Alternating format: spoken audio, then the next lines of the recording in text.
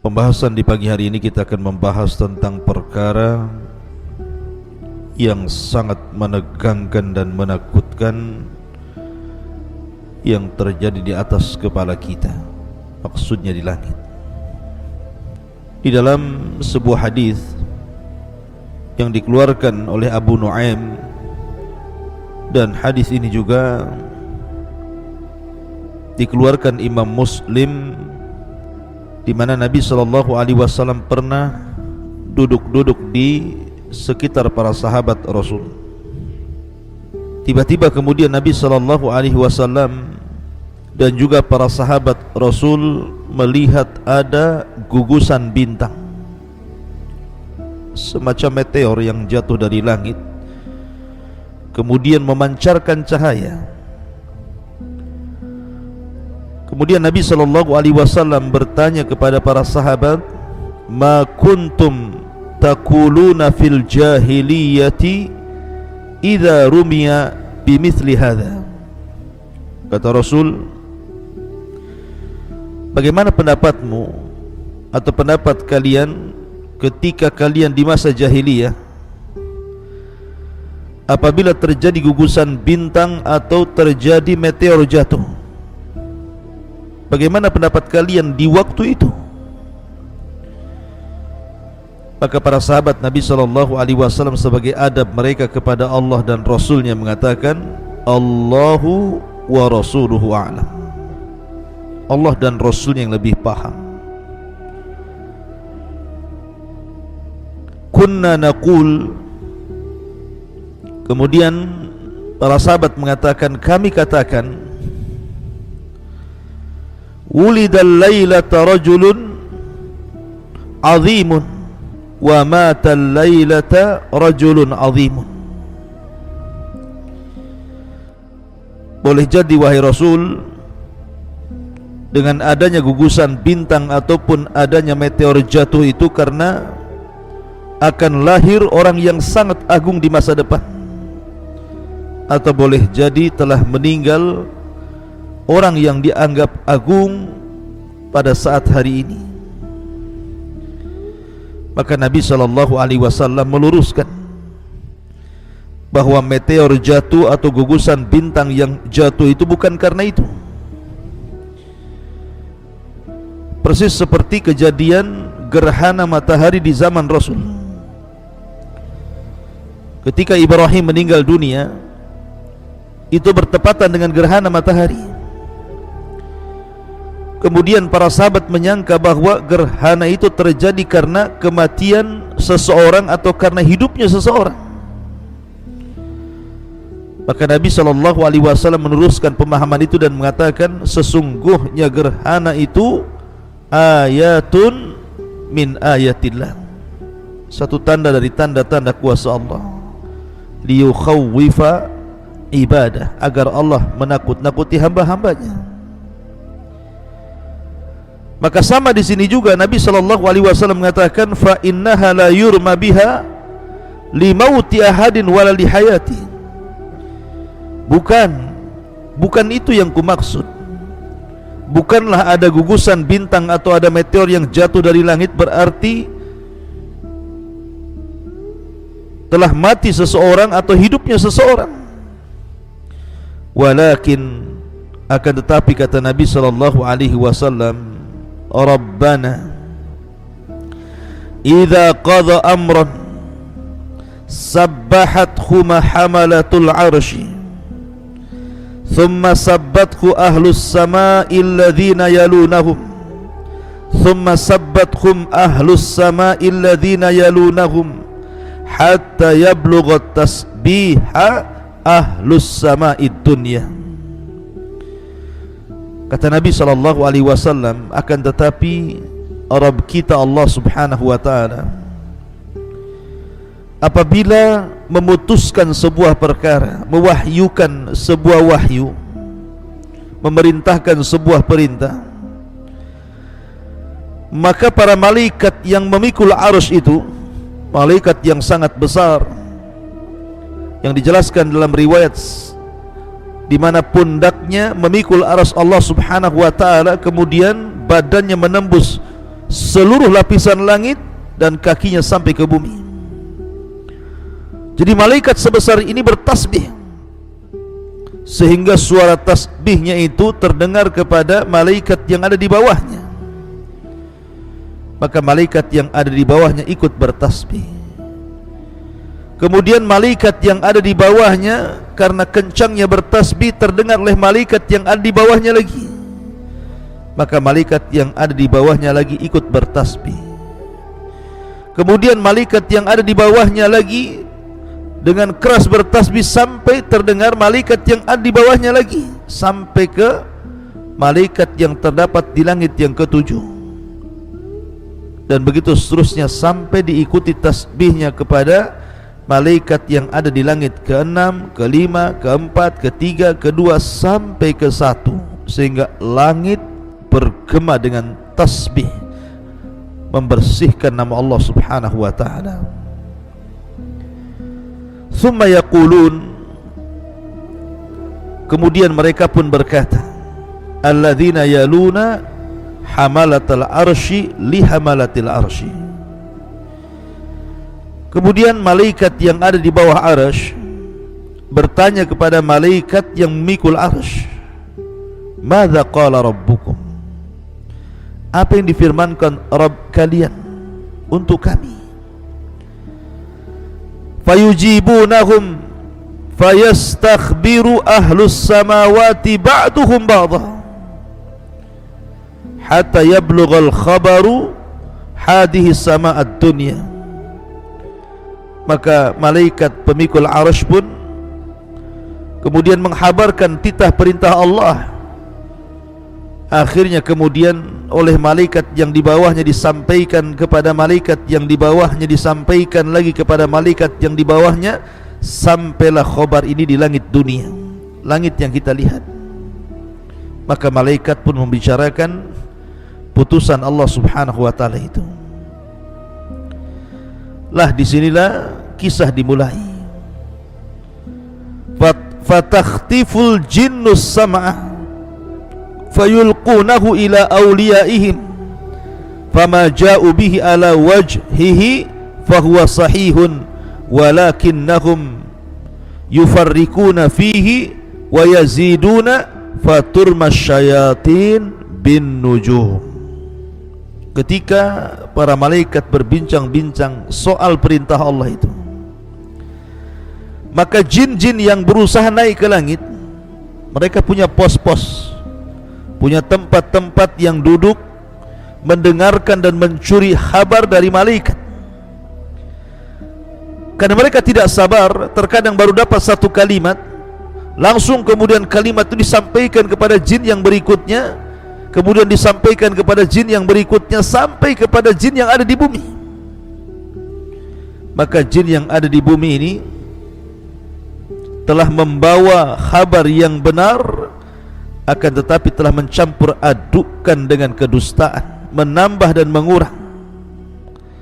Akhirnya kalimat itulah yang diperjualbelikan oleh jin kepada paranormal, kepada para dukun, para bomo dan yang semacamnya. Ma'asyiral muslimin yang dimuliakan Allah Subhanahu wa ta'ala, hadis ini kalau boleh saya ringkas ceritanya. Ketika Allah Subhanahu wa ta'ala hendak berfirman kepada para malaikat, kita tahu bahwa malaikat yang berhak, yang ditugaskan menerima wahyu adalah malaikat Jibril. Jadi malaikat Jibril ini, dia satu-satunya malaikat yang memang ditugaskan oleh Allah untuk mendapatkan wahyu pertama kali sebelum malaikat yang lainnya. Dan ketika Allah Subhanahu wa ta'ala hendak berfirman, maka suara firman Allah Subhanahu wa ta'ala itu dijelaskan, idza arada Allah an yuhiya bi amrihi takallama bil wahyi fa idza takallama akhadatis samawati minhu rajfah aw ra'dah fa idza sami'a dzalika ahlus samawati su'iku wa kharru lillahi sajida. Jadi apabila Allah Subhanahu wa taala hendak mewahyukan sesuatu, menurunkan wahyu, maka langit itu akan bergoncang. Kenapa demikian? Karena takutnya malaikat yang ada di langit itu kepada Allah Subhanahu wa taala. Maka mereka mengepakkan sayapnya karena takut luar biasa sehingga menggetarkan langit. Maka apabila penduduk langit kemudian mendengar firman Allah Subhanahu wa taala, maka mereka mendengar seperti suara gemerincing besi yang dipukul-pukul di atas batu, dan itu menjadikan mereka pingsan. Kemudian mereka pun tersungkur sujud. Maka yang pertama kali siuman dan mengangkat kepalanya adalah Jibril. Maka Allah Subhanahu wa taala hanya bicara dengan Jibril saja, karena yang lain yang lain pingsan dalam posisi mereka sujud. Maka Jibril yang pertama kali siuman dan mengangkat kepalanya, sehingga Allah Subhanahu wa taala kemudian berbicara dengan Jibril dan mewahyukan apa yang akan berlaku untuk disampaikan kepada tugas-tugas masing para malaikat. Akhirnya kemudian setelah Allah Subhanahu wa taala selesai, maka Jibril pun kemudian mulai mendatangi para malaikat, dari mulai malaikat pemikul arsy, sampaikan tugas-tugas itu. Kemudian malaikat yang di bawahnya bertanya kepada malaikat pemikul arsy apa yang difirmankan Allah lewat Jibril.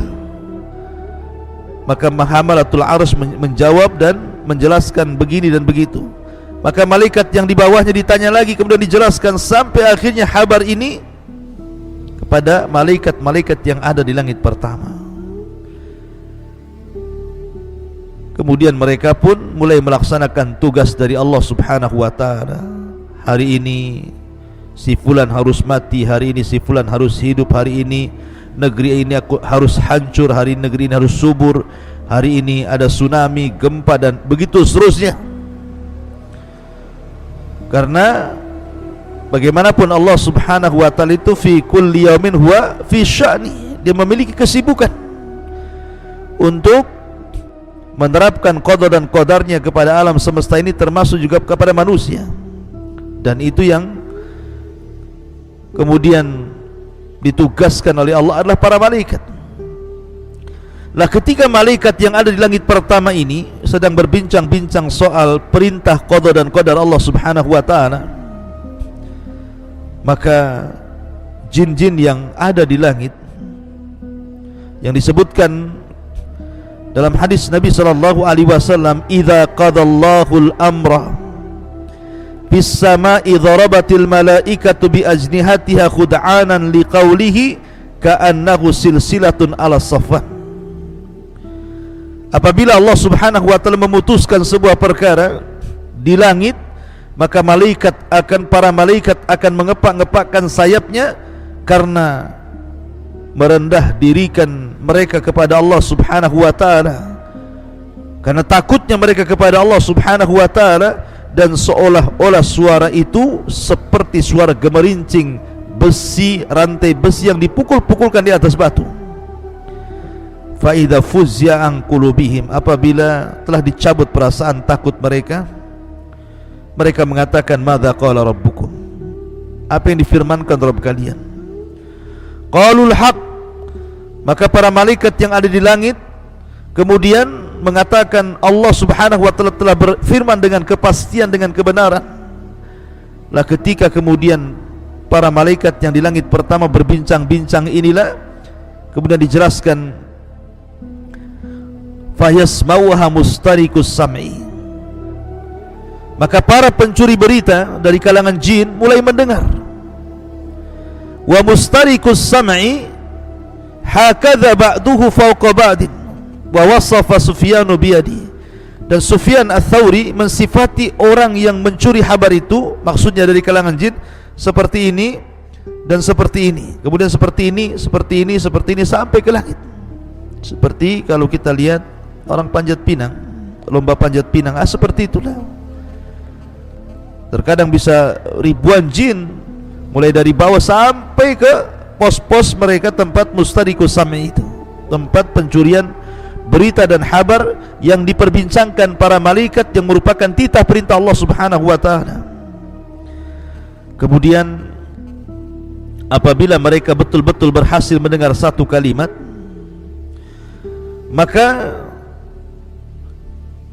fayulqiha ila man tahtahu thumma yulqiha ila al-akhar ila man tahtahu hatta yulqiha ala lisani sahir awil kahin. Maka apabila berhasil mendapatkan satu kalimat, maka kalimat ini akan disampaikan kepada jin yang di bawahnya, dari jin yang di bawahnya kepada jin yang di bawahnya lagi, kepada jin yang di bawahnya lagi, sampai kepada jin yang paling bawah yang ada di permukaan bumi. Barulah kemudian jin yang ada di permukaan bumi ini, mereka berbisnis dengan kalangan kahin dan sahir, tukang sihir dan juga tukang dukun. Kemudian disitulah terjadi deal-dealan antara paranormal, para dukun, para bomo dengan bangsa jin. Terjadi kerjasama dan bisnis di antara mereka. Kemudian warubbama alqaha qabla an yudrikahu, tetapi terkadang jin-jin itu juga tidak berhasil sampai ke langit, karena akhirnya mereka pun dilempar oleh meteor-meteor itu, oleh gugusan-gugusan bintang itu, hingga terbakar dan mati. Makanya Allah Subhanahu wa taala berfirman menghikayatkan ucapan para jin, wa anna lamasna as-samaa'a fawajadnaha muliat harashan syadida wa syuhuba. Ketika kami berusaha menyentuh langit, maka kami dapati langit itu penuh dengan penjagaan para malaikat dan meteor-meteor yang menghantam, menyerang mereka dan membakar mereka sehingga membunuh mereka. Makanya dalam ayat yang lain, wa inna kunna naq'udu minha maqa'ida lis-sam'i faman yastami'il ana yajid lahu shihaban rasada. Dan terkadang kami duduk di tempat-tempat pencurian kabar berita yang ada di langit, maka barang siapa yang berusaha untuk mendengar, mencuri-curi kabar dari langit, terkadang datang meteor dan menghantam mereka, mengintip mereka, hendak membakar mereka.